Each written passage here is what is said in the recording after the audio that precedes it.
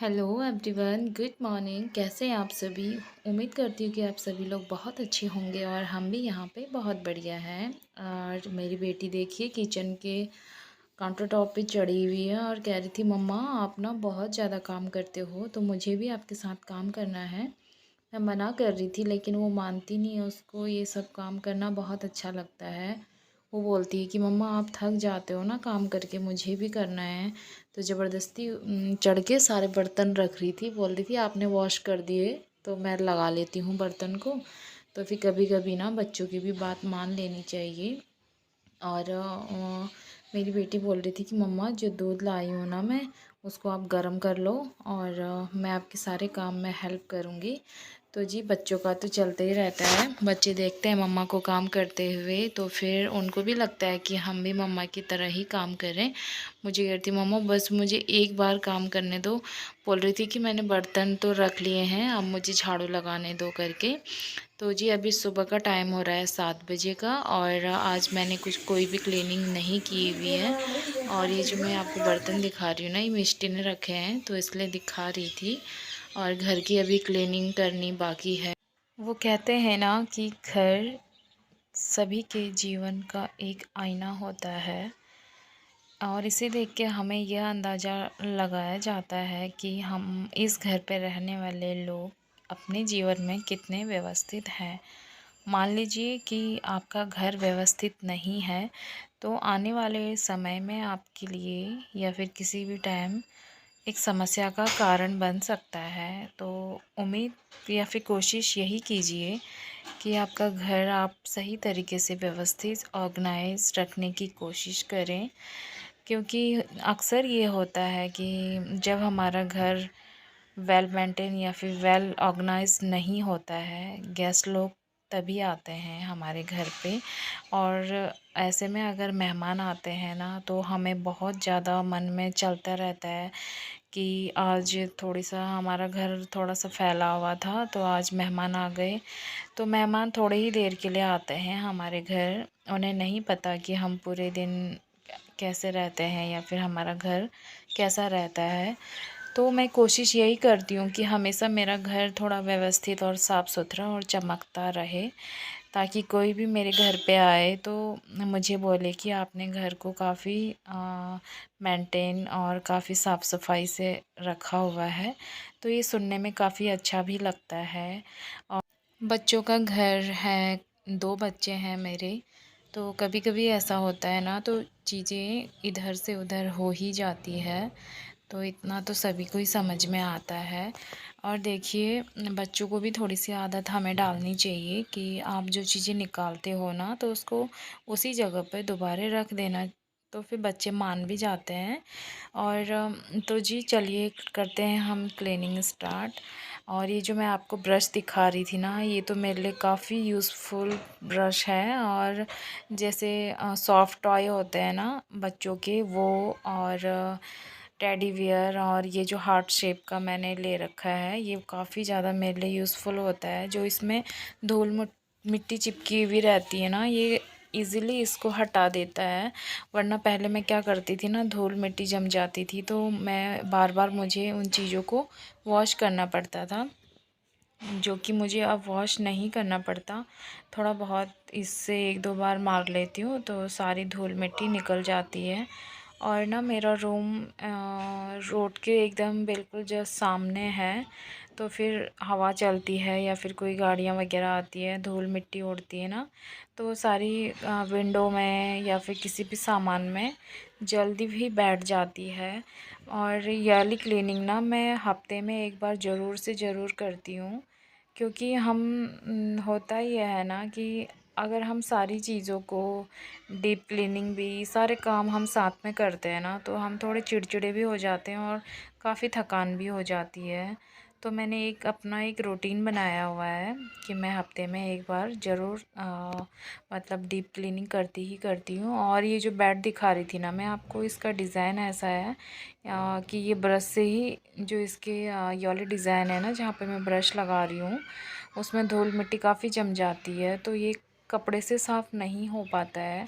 बाहर बाहर का या फिर जो ये प्लेन वाला पोर्शन है इसका, वो तो साफ़ हो जाता है, लेकिन जो डिज़ाइन वाला है ना वो नहीं हो पाता है, तो मुझे ब्रश से ही इसको साफ़ करना पड़ता है। तो जब ना बेड को मैं रोज़ डस्टिंग करती हूँ ना, तो बेड बहुत साफ़ सुथरा और सुंदर लगता है देखने में भी, और मुझे भी काफ़ी अच्छा लगता है इसको क्लीन करना। जब तक मैं बेड को ना अच्छे से डस्टिंग ना कर लूँ, तब तक मुझे लगता ही नहीं है कि सफाई हुई है। अब बारी आ गई है इसके साइड वाले पोर्शन की। जो इसके अपोजिट साइड में दूसरा पोर्शन है ना, वो आप देख सकते हैं वॉल से लगा हुआ है, तो वहाँ पे मेरी क्लीनिंग नहीं हो पाती है।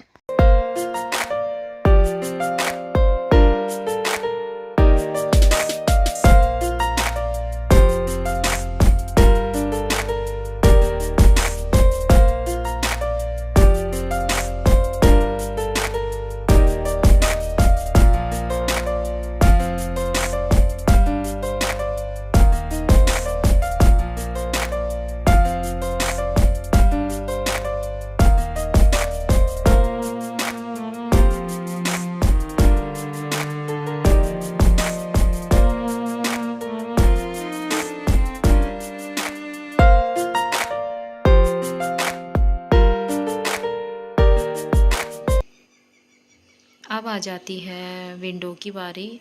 इसको मैं धोऊंगी तो नहीं, गीले कपड़े से इसको भी मैं थोड़ा सा पोंछ लूँगी। तो जी अब आ जाती है फ़ैन क्लीन करने की बारी, और मैंने गीले कपड़े से ही फ़ैन को क्लीन किया हुआ है। पता है क्या होता है ना, जब फ़ैन के ऊपर धूल मिट्टी जमती है ना, तो वो हवा भी कम देने लगता है। अगर हम उसको साफ़ करते हैं तो अच्छी हवा देने लगता है फ़ैन। और मुझे काफ़ी डर भी लग रहा था कि कहीं करंट ना लग जाए मुझे, तो मुझे इलेक्ट्रिक चीज़ों से काफ़ी डर लगता है, और मेरे पास कोई दूसरा ऑप्शन भी नहीं था, मैंने ही इसको क्लीन करना था, तो फटाफट से कर लिया। और फ़ैन क्लीन करने के बाद अब आ जाती है अलमारी की बारी। मैंने सोचा सारी चीज़ें क्लीन हो ही रही है, तो क्यों ना अलमारी भी सेट कर दी जाए। वैसे अलमारी सेट ही थी, लेकिन थोड़े बहुत कपड़े जो अस्त व्यस्त हो रखे थे ना, उनको मैं सही से रख रही हूँ। अगर हम थोड़ा थोड़ा करके सारे काम को मैनेज करते हैं तो काम काफ़ी जल्दी हो भी जाते हैं, दूसरे दिन के लिए बहुत सारा काम पेंडिंग नहीं रहता है। तो फिर मैं कभी कभार, जैसे जब मैं थोड़ा बहुत साफ़ सफाई करती हूँ, तो इसमें भी हाथ लगा ही लेती हूँ, तो फटाफट से काम हो जाते हैं। और मैंने अलमारी में भी सारे कपड़े सेट कर लिए थे। अब आती है बेडशीट बिछाने की बारी। मैं ना बेडशीट में नोट लगा के बेडशीट बिछाती हूँ। ये जब तक हम इसको वॉश करने के लिए नहीं निकालते हैं, तब तक ये खुद से नहीं निकलती है। काफ़ी सही तरीके से इसमें बिछी रहती है बेडशीट। आप लोग भी शायद करते होंगे, अगर नहीं करते हो तो ये वाला ऑप्शन कर सकते हैं आप। ये काफ़ी यूज़फुल है। इसको मैंने पर्सनली अपने उससे बता रही हूँ, अंदाजे से काफ़ी अच्छा आइडिया है ये बेडशीट का। तो फिर बेडशीट मैंने बिछा ली है। देखिए कितने अच्छी तरीके से सेट हो गई है बेडशीट। अब मैं फटाफट से लगा लूँगी पिल्लो कवर।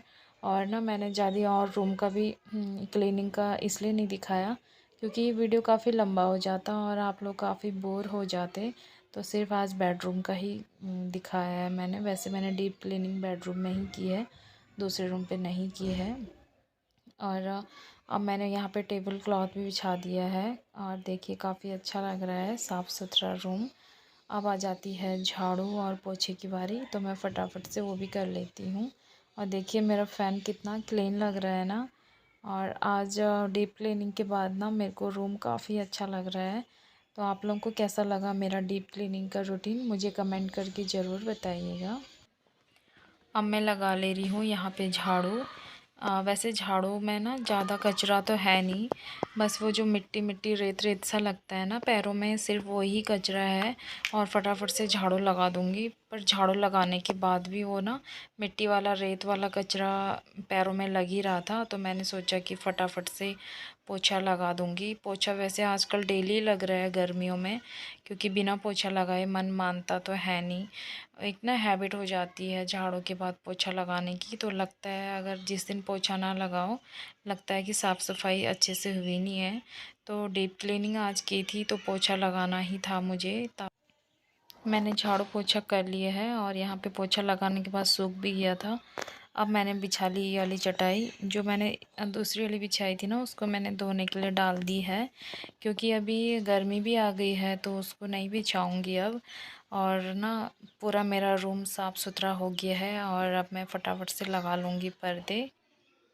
तो जी देखिए, मेरा सारा काम हो चुका है। जो डीप क्लीनिंग थी मैंने कर ली है, और थोड़ी सी कमर तोड़ मेहनत करने के बाद देखिए मेरा रूम शीशे की तरह चमक रहा है ना, बहुत सुंदर लग रहा है।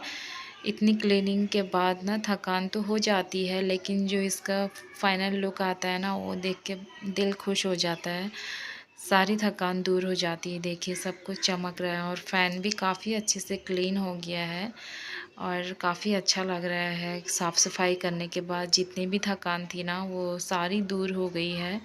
तो आप लोगों को कैसा लगा आज का मेरा रूटीन, मुझे प्लीज़ कमेंट करके ज़रूर बताइएगा। अगर आपको मेरी वीडियोस थोड़ी सी भी पसंद आई हो ना, तो प्लीज़ चैनल को लाइक और शेयर एंड सब्सक्राइब ज़रूर कीजिएगा। तो चलिए, आज की वीडियो थोड़ी सी लंबी हो चुकी है और मैं वीडियो का एंड करती हूँ यहीं पे ही। अपना ध्यान रखिएगा। कल मिलती हूँ नेक्स्ट व्लॉग पे।